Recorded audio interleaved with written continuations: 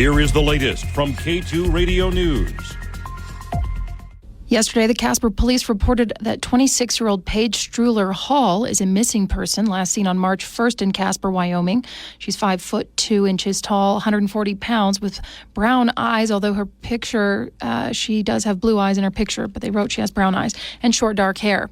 She was reported missing May 21st to the Casper Police Department and has ties to Wyoming, Colorado, and Nebraska. We did a little bit of digging trying to figure out who this person might be. Turns out she is a fugitive who was on the run from Colorado and Wyoming. She was out on a $75,000 bond out of Colorado before she came to Casper in January, where she was caught for selling fentanyl with her boyfriend. They were caught with thousands of pills at the Motel 6. They crashed their car through a police barricade, and then they were captured.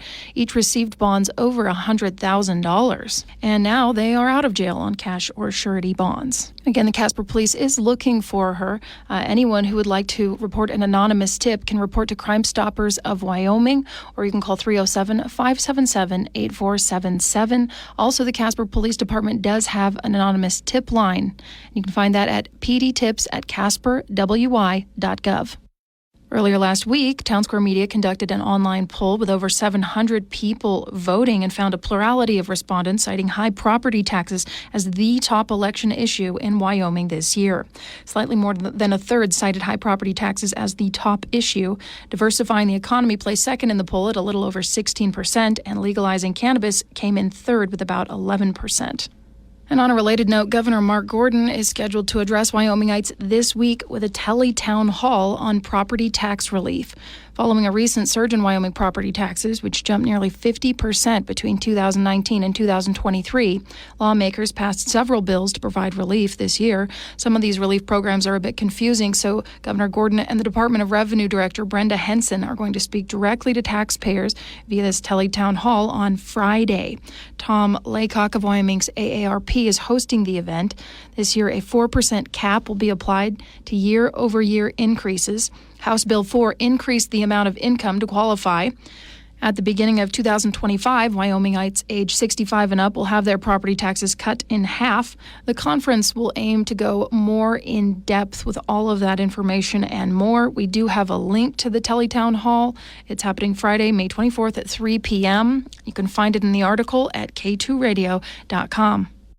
The numbers are in for money raised by the Casper Heritage Harvest Festival last year. The organizations involved were able to raise $575 for the Downtown Historic Preservation Commission and the National Historic Trail Center Foundation with the help of the Casper Elks Lodge and a paranormal investigation last fall. On May 28th at 10 a.m., the public is invited to the Casper Elks Lodge for Peter McDaniels of the Casper Ghostbusters Ecto Interceptor Project, while he donates the proceeds from their Seminole Years fundraiser to Connie Thompson of the Downtown Historic Preservation Commission and Nathan Soper of the Casper Elks Lodge for their gracious use of the facility last year.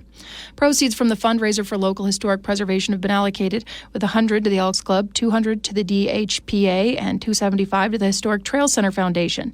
On behalf of the organization, the owner of Candlelight Frights, Azriel, thanks the community for their involvement and their help.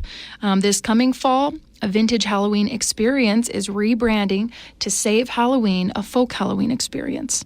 And a big congratulations to Casper soccer players who were announced at the All-State Awards this spring. This is Parker O'Neill from Kelly Walsh's third All-State honor in his prep career. And on the girls' team, that's NC's Ryan Barthel and Kelly Walsh's Peyton Hill. Reporting in Casper, I'm Colby Fee.